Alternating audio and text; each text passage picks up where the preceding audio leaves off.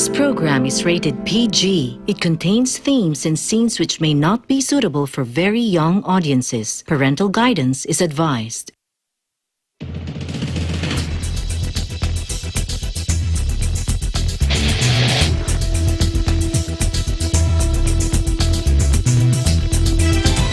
We're working to connect a region of over 600 million bridges between our lands.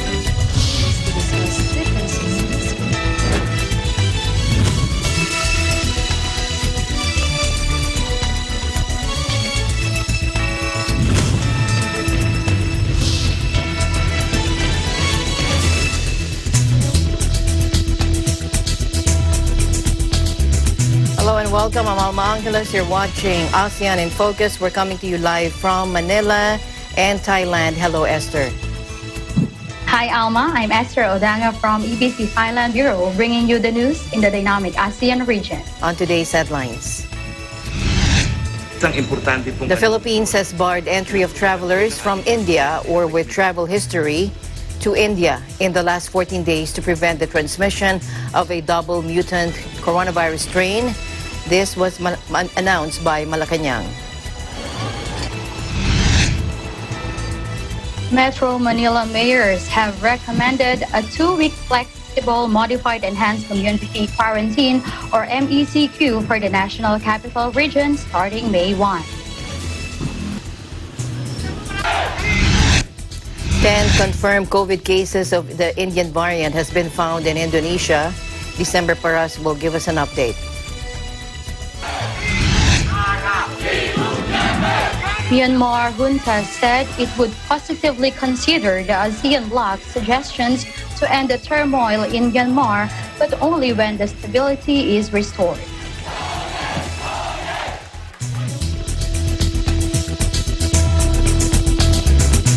The Philippines has barred entry of travelers from India or with travel history to India in the last 14 days to prevent the transmission of a double mutant coronavirus strain. This was announced by Malacanang. Passengers already in transit from India and all those who have been there within 2 weeks immediately preceding arrival to the Philippines who arrived before April 29 shall not be subject to the restriction. Here's Presidential Spokesperson Secretary Harry Roque. Isang importante pong anunsyo, no? Inaprobahan po ng ating presidente ang rekomendasyon ng IATF na iban ang lahat ng pasahero kasama po mga Pilipino na galing po sa India. Ang ban po ay magiging epektibo ng 1 o'clock sa April 29, 2021 hanggang May 14, 2021. Yung mga pasahero po na nasa transit na, no, galing po sa India, o yung mga nanggaling po sa India within 14 days bago po dumating ang April 29, 2021 ay hindi po sakop sa travel ban. Pero kinakailangan po sila mag-undergo ng mas striktong quarantine and testing protocols. No? Yung absolute facility-based quarantine po for 14 days kahit pa po meron na silang negative na resulta sa RT-PCR. Yung mga restrictions po para sa mga iba pang biyahero na galing sa mga ibang bansa na meron na rin pong variant na galing po sa India ay pwede pong ma-impose ng Office of the President upon the joint recommendation po ng Department of Health at ng Department of Foreign Affairs. Tinalaga po ang Department of Transportation na siguraduhin na mga airlines ay hindi po magsasakay ng mga pasahero na sakop po ng ban na inimpose po ngayon ng ating presidente upon the recommendation of the IATF. Ang travel ban po, ulitin ko po, lahat po ng pasahero, kasama po ang mga Pilipino. At ito po ay epektibo, 1:00 ng umaga, April 29, 2021 hanggang May 14, 2021. Now, passengers already in transit from India and all those who have been there within 14 days immediately preceding arrival to the Philippines who arrived before April 29 shall not be subject to the travel restriction. However, they will be required to undergo 14-day facility-based quarantine period despite acquiring a negative reverse transcription polymerase chain reaction or RT-PCR result. Now, Secretary Roque said the Department of Transportation should ensure that airlines are directed to prohibit the boarding of passengers entering the country except if they are part of the repatriation efforts of the national government. Currently, foreigners, except diplomats and healthcare workers, are still barred from entering the Philippines.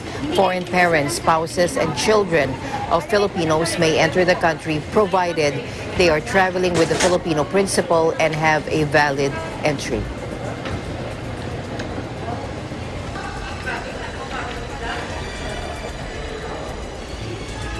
In other news, Philippine Ambassador in New Delhi, Ramon Bagaching Jr., in a virtual presser said the COVID-19 situation in India is very serious. He said 20 Filipinos are infected with COVID-19. Let's listen in. So far naman, may mga ilan. I would say about 20 na tinamaan na nakarehistro sa atin dito sa embassy, and regular naman ang communication namin sa kanila at kung anong tulong ang kinakailangan nila. Dahil lockdown din dito ngayon, hindi rin makakalabas. So yung mga basic necessities na pangangailangan, pati mga gamot, we are working out that we can supply them all these basic requirements. No? Kaya maingat din kami dahil lockdown dito, hindi naman pwedeng basta-basta lumabas.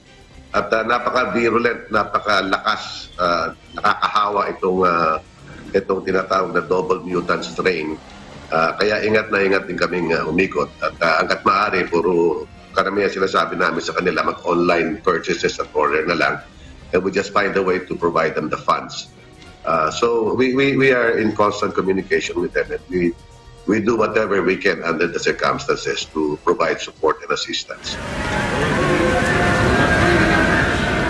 India is facing surging new cases and deaths in the pandemic, and fears are rising that the variant could be contributing to the unfolding catastrophe. The explosion in infections in India, 350,000 new cases were recorded there on Tuesday alone, has driven a surge in global cases to 147.7 million. The virus has now killed more than 3.1 million people worldwide. The WHO acknowledged its preliminary modeling based on sequences submitted to GSED indicates that B1617 has a higher growth rate than other circulating variants in India, suggesting potential increased transmissibility. It stressed that other variants circulating at the same time were also showing increased transmissibility, and that the combination may be playing a role in current resurgence in this country.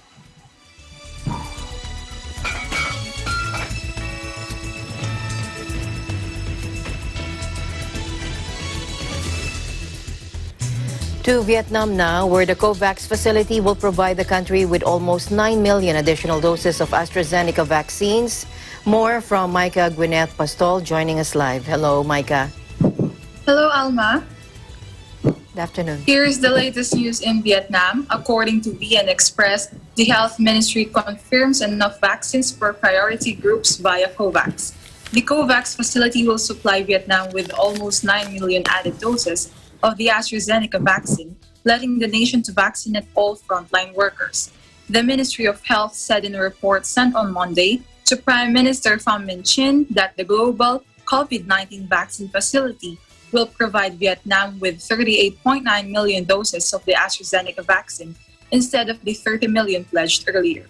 COVAX is a global mechanism in the development, manufacturing, and acquisition of COVID-19 vaccine candidates, facilitating and supporting member countries to access vaccines as they become available. In the process of the plan that Vietnam has already revealed and is executing, besides frontline medical workers, medical staff, the military and the police, the priority list for COVID-19 vaccination include teachers, diplomatic personnel, customs and immigration officers, those working in essential services like transport, people aged 65 and above, the poor, and those with chronic diseases. In addition to that, people attempting to study or work abroad or living in pandemic-hit areas are also in the list. According to the ministry, at the moment, the country has a total of 19.4 million people in priority groups, with Ho Chi Minh City considering for the highest number. at 1.56 million. However, the ministry noted that the demand for the free vaccine included in the priority groups could be lower than expected for the reason that some are hesitant to receive it. Aside from the vaccine supplied by COVAX, Vietnam has reassured a deal to have Vietnam vaccine JSC buy 30 million doses from Swedish firm AstraZeneca. With this, 117,600 doses have been delivered. The ministry has requested approval from the government to recommend commercial vaccination to those wanting it to present the goal of achieving herd immunity in the country. The ministry originally requested support from the COVAX facility last year, and in December, the COVAX committed that it would supply vaccines enough for 20% of Vietnam's population, which presently is around 96 million. Yet afterwards, the facility said it will only supply Vietnam with 30 million doses. The ministry kept on negotiating and requesting for more, and has now come upon with a deal at 38.9 million doses. The ministry had planned to buy 10 million doses from VNVC before COVAX agreed to increase the number of vaccine it would give Vietnam. With the most recent progress, the plan has been called off. Up to this point, about 260,000 Vietnamese have been vaccinated against COVID-19 with the vaccine produced by AstraZeneca. The majority are frontline workers in the COVID-19 fight, including doctors, nurses, soldiers, and police officers. Back to you, Alma. Thank you very much, Micah, for your update there in Vietnam. Thank you for your time. Thank you. Reporting live in Da Nang, Vietnam, this is Micah Gwyneth Apostol. We live in interesting times. Thank you, Micah. Now let's go over to Indonesia, where 10 confirmed COVID cases of India variant has been found in the country. Here's December Perez to tell us more about it. Hi, December. Hi, Esther. For the latest news in Jakarta, Indonesian Health Minister Budi Gunadi Sadikin confirmed at least 10 people have tested positive for a new variant of COVID-19, which was first detected in India. The government earlier imposed travel ban from India upon reports that 12 of 129 passengers on a chartered plane arriving from the country have tested positive for COVID-19. The news came 2 days after the government banned foreign visitors from India for coronavirus fears.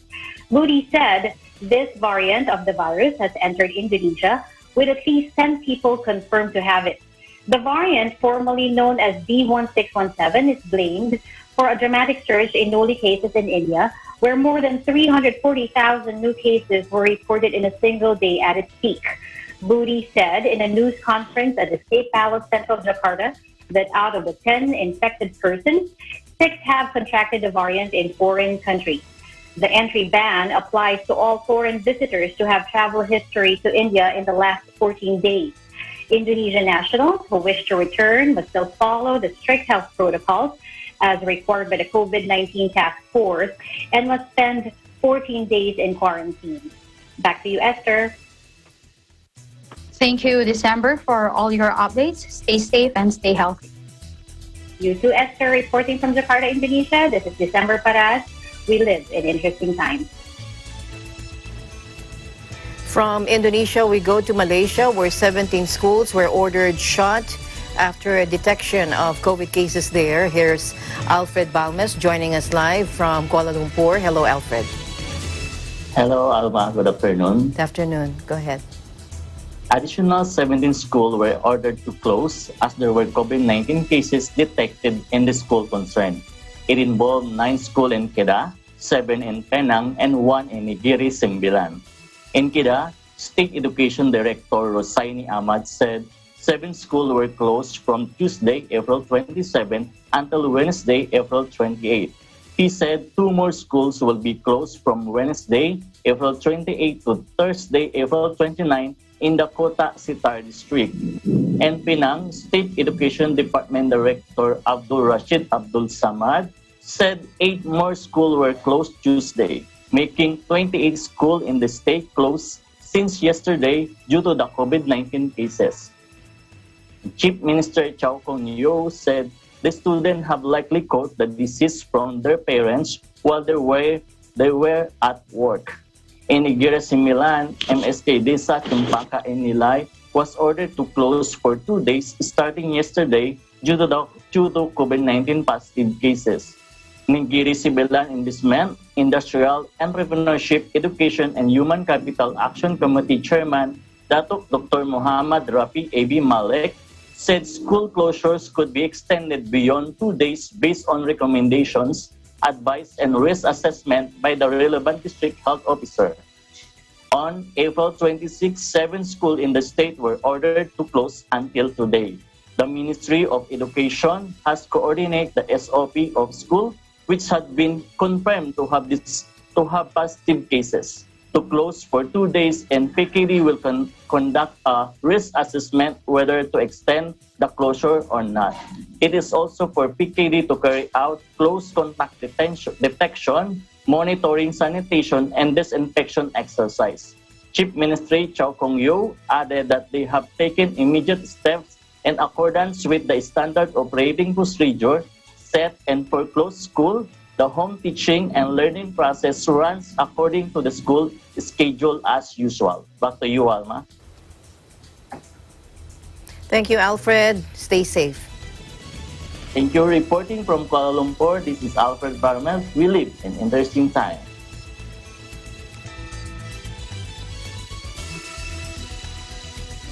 Myanmar junta said it would positively consider ASEAN bloc's suggestions to end the turmoil in Myanmar, but only when stability is restored.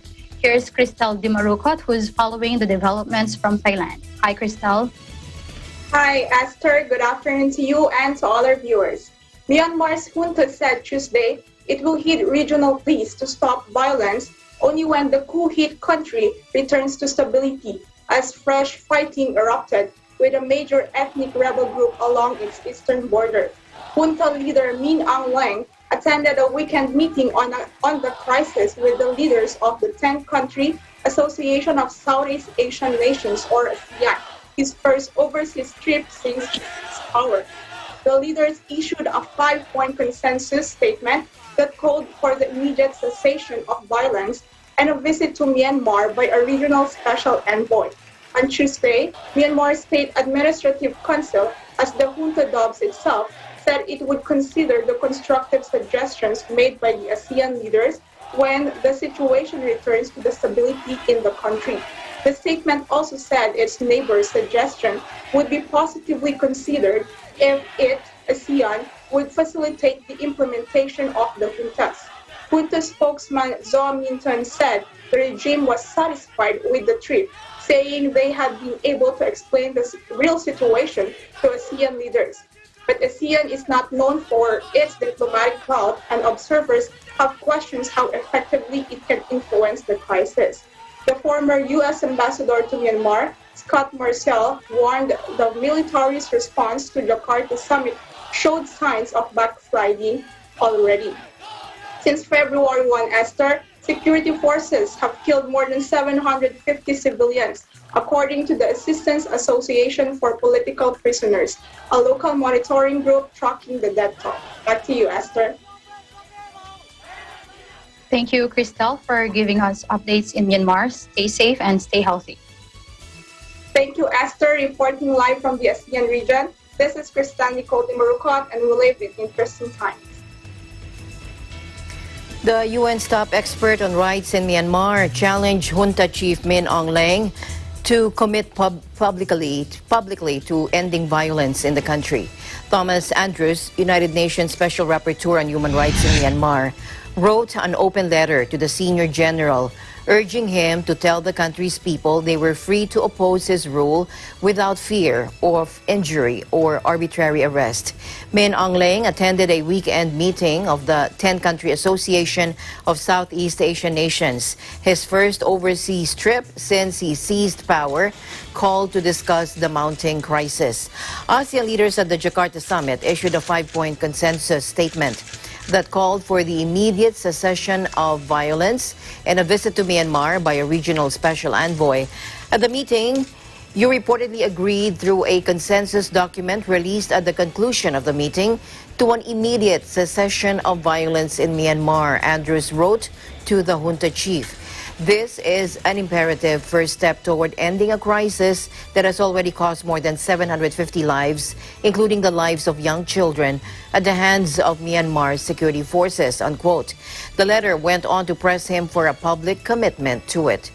Mr. Andrews also urged Min Aung Hlaing to act on appeals made by Indonesian President Joko Widodo and Malaysian Prime Minister Muhyiddin Yassin to release all political prisoners detained since February 1, promptly and unconditionally.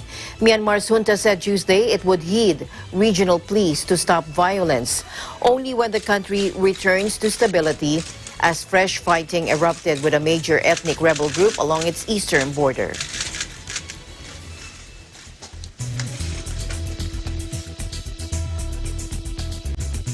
Staying in Myanmar, a prominent ethnic insurgent group captured and burned down a military base in eastern Myanmar near the Thai border early Tuesday morning, an official from the group said. The anti-coup movement has garnered broad support across the country, including among some of Myanmar's armed insurgent groups, which have for decades been fighting for more autonomy. One of the most vocal opponents, the Karen National Union or KNU, has clashed with the military in their territory along Myanmar's eastern border for weeks. On Tuesday, fighting broke out in Karen State near the Salween River, which demarcates part of the border, with residents on the Thai side reporting hearing gunfire and explosions coming from inside Myanmar.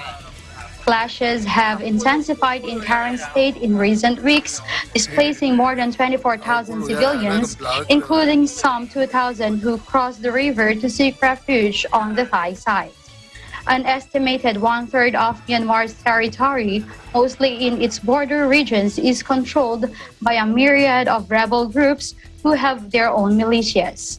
The KNU has vocally condemned the military push and have said they are sheltering at least 2,000 anti-coup dissidents who fled urban centers of unrest.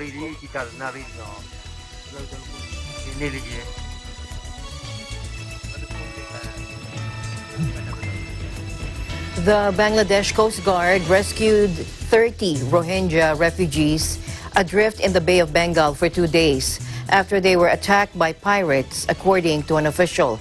About 1 million Rohingya refugees live in sprawling camps in southeast Bangladesh, having fled repression in Myanmar.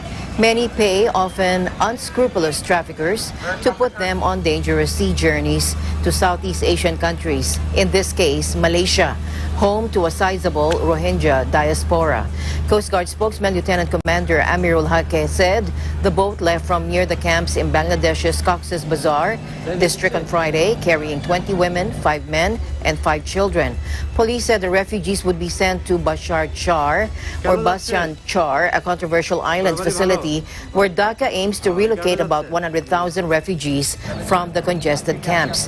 In 2017, some 740,000 Rohingya Muslims fled to Bangladesh, leaving their Rakhine State homes to escape a brutal military clampdown by Myanmar security forces. They joined another 300,000 refugees already living in harrowing conditions. Since 2015, tens of thousands of Rohingya and poor Bangladeshis have boarded rickety boats to travel to Southeast Asia in search of jobs and better lives. Hundreds have perished at sea, triggering a crackdown by countries including Bangladesh, Thailand, and Malaysia.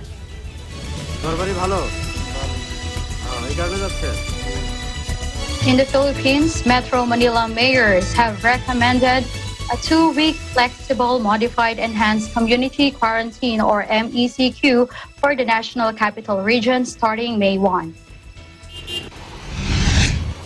Under this flexible restriction, MMDA Chairman Benhur Avalos said more businesses will be allowed to open, but with strict health and safety protocols. Avalos said border controls would be in place. He said under this recommendation, curfew would be adjusted to 10 p.m. to 4 a.m. from 8 p.m. to 5 a.m. The MECQ, with additional business openings, were recommended by the Department of Health and the government's economic team, the National Economic and Development Authority, or NEDA, and the Department of Trade and Industry, or DTI.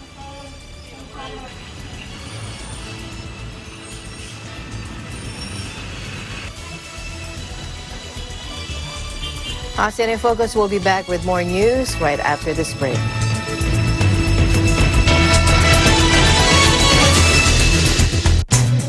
Events happen around us all the time, in our community, in our country, around the world. Events that affect people, move communities, or simply inspire us. Interesting events that people need to know. In these interesting times, we continue to be a competent partner in delivering news about these events. Fast, accurate, balanced, eagle news, because we live in interesting times.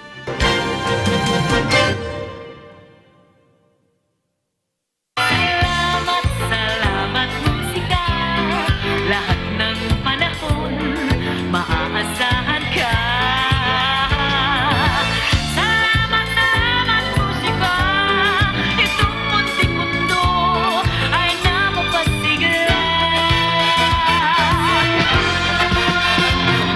Salamat musika. Salamat musika. Salamat musika.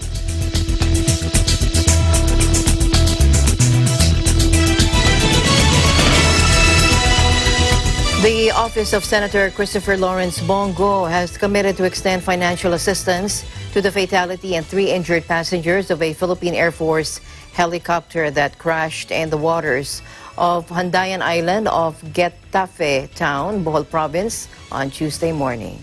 The pilot, identified as Captain Aurelius Olano, was killed in the accident. Senator Go personally expressed his sympathy to the injured passengers and the Olanos family.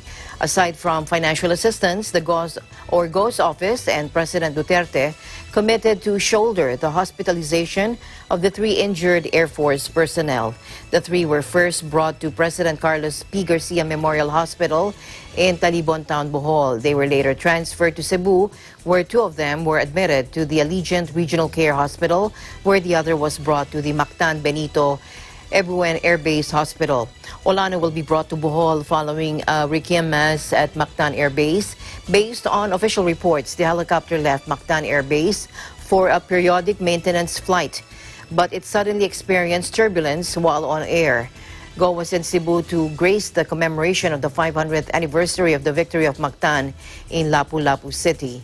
An investigation on the crash is ongoing.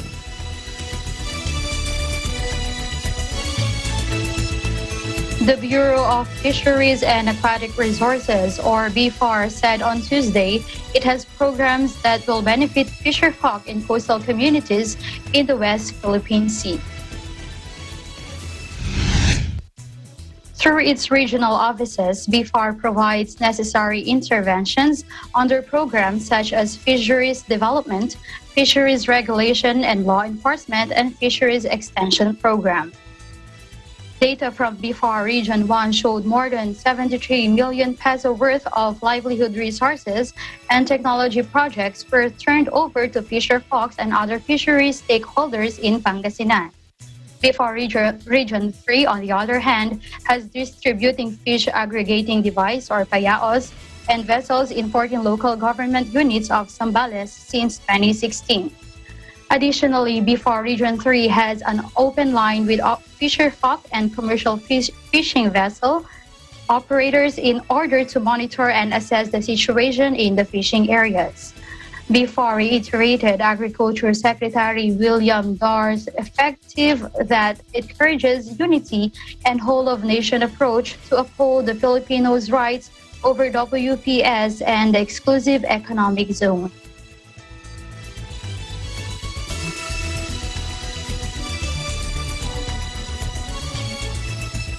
Presidential spokesperson Harry Roque On Tuesday said joint fishing between Filipino and Chinese fishermen can be done in the 12 nautical mile territorial sea around Scarborough Shoal in the West Philippine Sea, even without agreement between the two countries. Let's listen in. Ng permanent usapin ng fishing agreement sa West Philippine Sea at China, hindi na po kinakailangan na magkaroon ng isang kasunduan para dito sa tinatawag na joint fishing. Malinaw po na nakasaad sa 2016 arbitral ruling, and I will quote, paragraph 407. Ito po yung arbitration sa panig ng Pilipinas at ng China. Quote, the tribunal notes that traditional fishing rights may exist even within the territorial waters of another state and considers that its jurisdiction to address this dispute is not dependent on a prior determination of sovereignty over Scarborough Shoal. Unquote. Ibig sabihin po niyan, yung joint fishing na po pwede pong mangyari sa Scarborough Shoal kung saan ang mga Pilipino, mga Chino at mga Vietnamese ay po pwede mangisda. Hindi po yan dahil sa kasunduan. Yan po ay dahil sa decision mismo ng ng Permanent Court of Arbitration na ating pinaninindigan po. Hindi naman po pwede na yung ibang bahagi lang ng arbitration award ang ating paninindigan at yung ayaw natin ay hindi natin paninindigan. Hindi po. Nung pinanindigan po ng presidente natin, Presidente Duterte, itong panalo natin, kasama po yung desisyon na meron talagang traditional fishing na po pwedeng mangyari sa parte ng mga Pilipino, Vietnamese at Chino dyan po sa Scarborough Shoal. In explaining the provision, he said traditional fishing ground can be done in the 12 nautical mile territorial sea around Scarborough Shoal, also known as Baho de Masinloc, among the fishermen from the Philippines, China, and even Vietnam, not by virtue of an agreement, but because of the decision of the International Arbitral Court in the Netherlands, which the Filipinos are relying on. He said also that a portion of the arbitration award must be respected, even if it's not favorable to a country.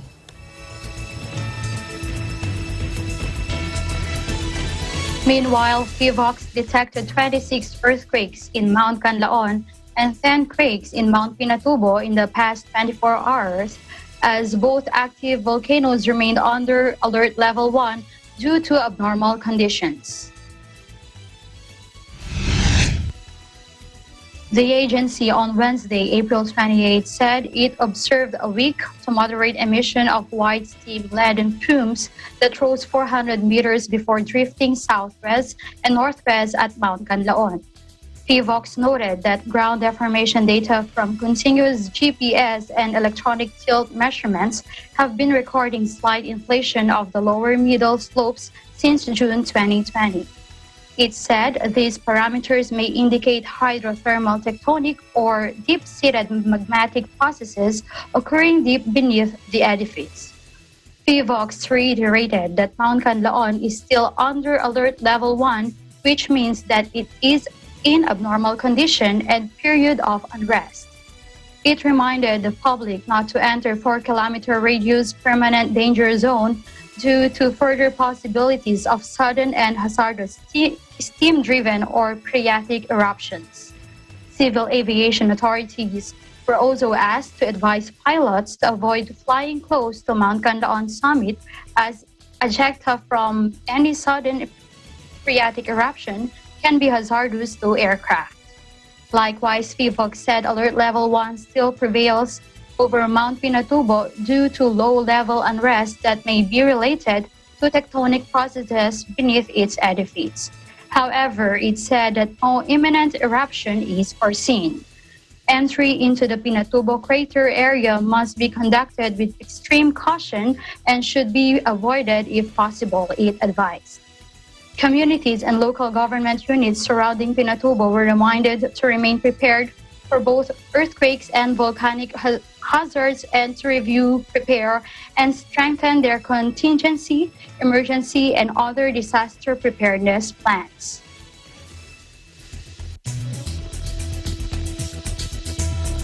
In other news, 2 persons were hurt when unidentified gunmen ambushed them along the National Highway. Despite the presence of commuters and motorists, the city police reported on Wednesday. Now, Colonel Romel Javier, City Police Director, identified the victims as Anas Naga, 38, and Amor Diocalano, 36, who were on board a white Toyota Hi-Ace van heading to Barangay Tamuntaka 3 when the ambush occurred at around 4 in the afternoon on Tuesday. Javier said two gunmen on a motorbike opened fire at them using a .45 caliber pistols and quickly sped away. Both victims sustained bullet wounds in different parts of their bodies. Naga managed to drive the vehicle to the Cotabato region and medical center.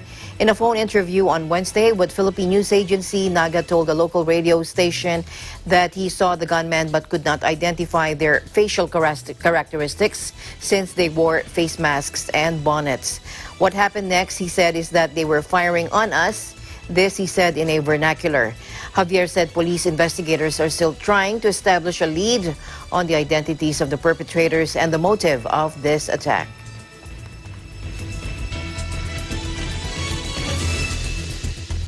In Vietnam, Deputy Prime Minister Vu Duc Dam has warned a very high risk of COVID-19 resurgence.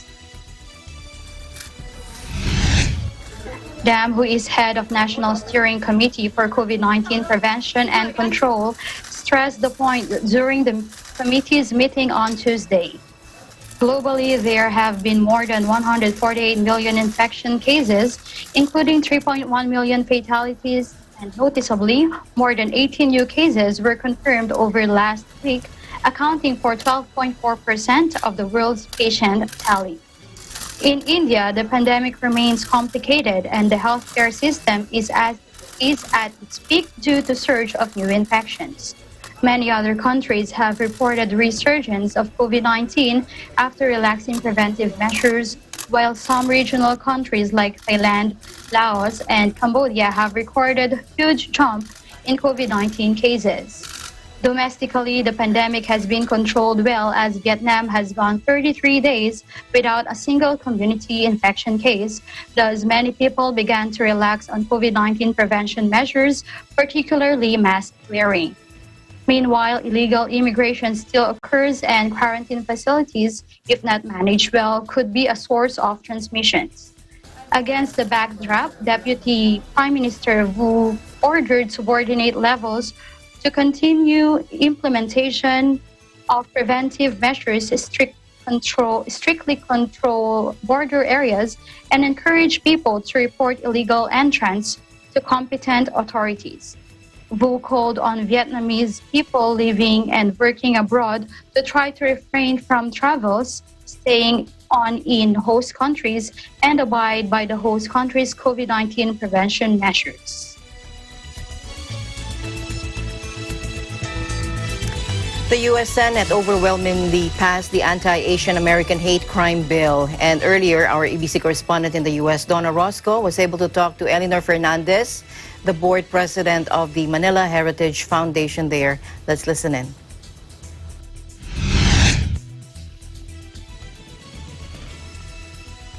At this very moment, we are fortunate to have Miss Eleanor Fernandez. She is actually the board president of the Manila Town Heritage Foundation. And we just wanted to hear some good news for us Asians, Filipinos, with regards to a bill that has been passed in Congress the other day.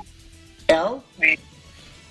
Yes, it was Senate passed an anti-Asian American hate crime bill. It actually was passed with flying colors, and it was brought to the floor by Senator Mazie Hirono, who is a representative from Hawaii.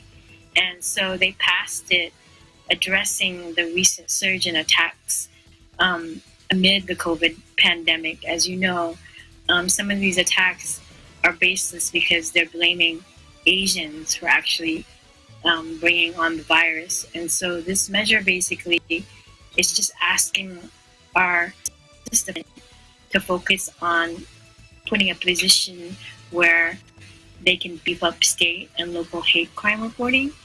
And so just to even report the crimes, because it might go unreported. And so lawmakers or police think that it probably doesn't happen. But yesterday, Bill, it sends a solid message of solidarity in Congress that they recognize this, that that there is a surge in anti-Asian violence. But we just wanted to touch on something different, like the rollout of the vaccine.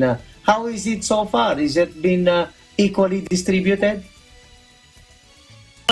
I don't know what it is across the United States. In California, the recent reports are that we are the lowest, I think, in COVID because we have rolled out to most of the counties in California.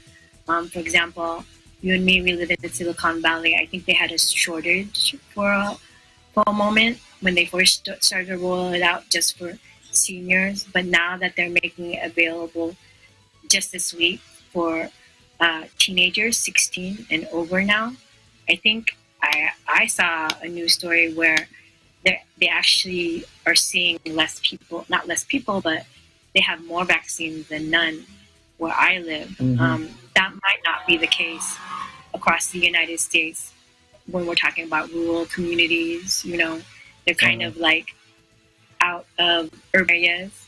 But hopefully, as more people get vaccinated and you see your friends and relatives get vaccinated and they get more vaccines out there.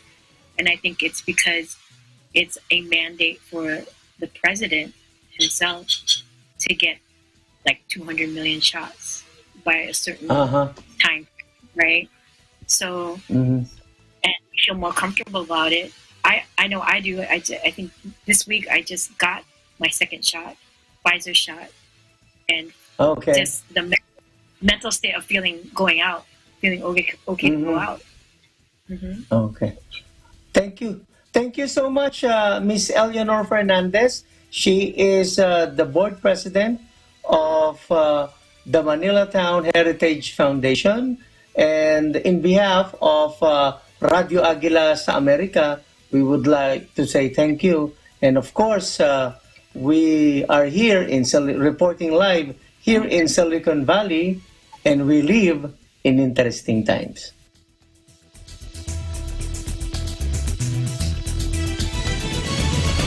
Alma and I will be back after a short break.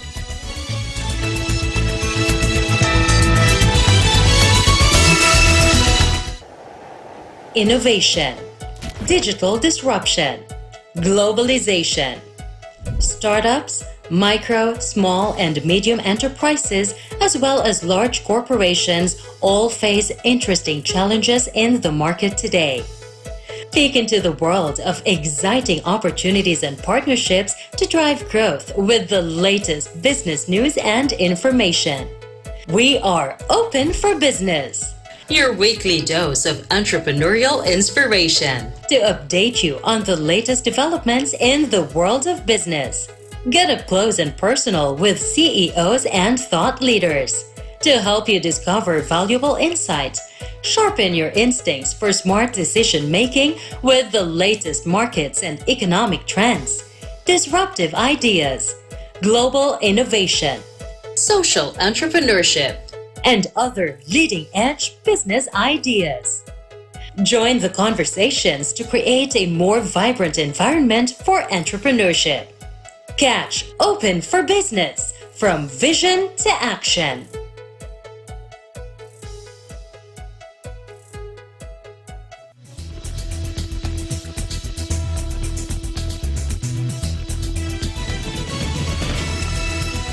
Welcome back. The Asian Development Bank has raised its growth forecast for developing Asia this year on the rollout of COVID-19 vaccines and strength of global export demand, but warned the resurgent virus outbreaks threatened their recovery. The lender said China and India are expected to lead the rebound across the vast region stretching from the Cook Islands in the Pacific to Kazakhstan in Central Asia. The Philippine-based ADB predicted growth of 7.3% compared with its previous forecast in December of 6.8% and a contradiction of 0.2% in 2020, but said the recovery would be patchy. The ADB warned that delayed vaccine rollouts could also prolong economic disruptions in the region where progress varies considerably in getting jobs into arms. Chief economist Yasuyuki Sawada said the ADB's upbeat outlooks for India, 11% growth after shrinking 8% last year, could be revised as the country battles in a huge surge in coronavirus infections.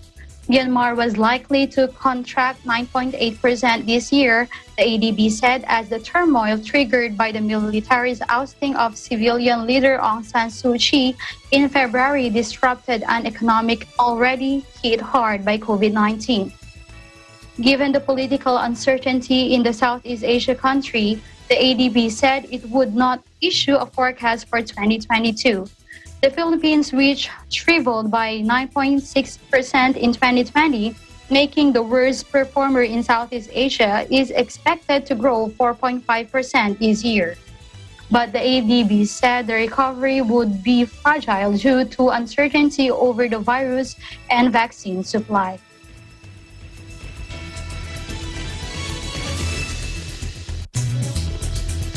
The Bangko Sentral ng Pilipinas Governor Benjamin Diokno said that the BSP is at the forefront when it comes to the country's efforts to digitize the economy. Let's listen in. Moving on to the final part of this speech, which is the vision of a new economy, one that is stronger, digitalized, and more inclusive. The BSP is one with the government in pursuing not only recovery, but a future for the Philippines that is much better than its pre-COVID state. Prior to the pandemic, we posted significant strides in poverty reduction and was on the verge of becoming an upper middle income economy. We intend to go back to that trajectory despite the COVID-19 crisis. The BSP is at the forefront of efforts to digitalize the Philippine economy and to make it more inclusive. Last October, we launched the Digital Payments Transformation Roadmap. Under this roadmap, by 2023, we want half of financial transactions in the country done digitally and at least 70% of Filipino adults to have financial accounts. With financial digitalization, access to financial products and services become accessible to more people. The BSP issued frameworks for enhanced risk management, open finance, and digital banking. We also launched a program called Digital Pera, or the Personal Equity and Retirement Account, which allows Filipinos to save and invest for retirement using mobile devices. We are seeing good progress in achieving our digitalization goals. The percentage of Filipino adults with formal financial accounts increased from 22.6% in 2017 to 28.6% in 2019. The volume of financial transactions done digitally rose from only 1% in 2013 to between 17 and 18% in the first half of 2020. Over the near term, we expect exponential growth in digital financial transactions and the number of people with formal financial accounts. Last year, over 4 million electronic accounts were created. Financial digitalization has helped most of us adapt to these changing and challenging times. The fruits of this advocacy have become a survival tool during the lockdown and enabled us to continue with our transactions within the safety of our homes. Volume of transactions via InstaPay and PesoNet, the platforms for large and small amount fund transfers, grew year on year last March by 367 and 381% respectively.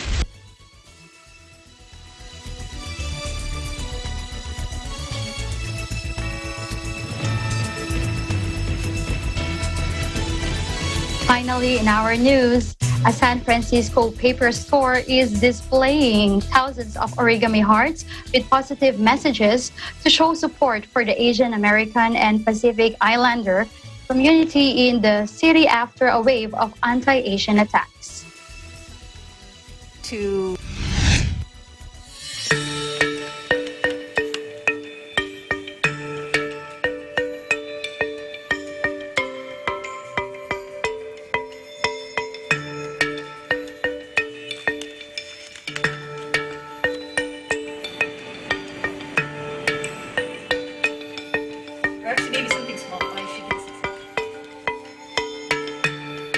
In light of all of these incidences of hate against Asians, I wanted to do something to help promote not a solution. I mean, there's really no solution. It's such a huge topic. But I wanted to do something that would counter the hate. And so the best way to counter hate is with love.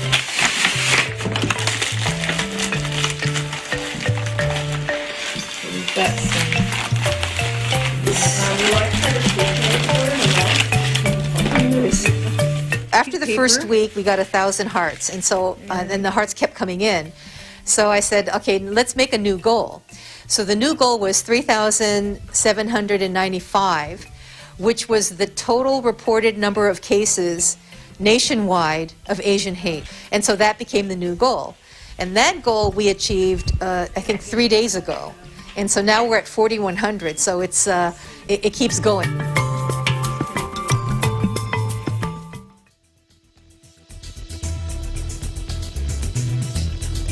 Thank you very much, Esther, for keeping me company today. Thanks, Alma. And that is the latest news in the Southeast Asian nations. Stay updated about the ASEAN region. I'm Esther Odanga from EBC Thailand Bureau, and we live in interesting times. And we'll see you back tomorrow. I'm Alma Angeles, and we live in interesting times.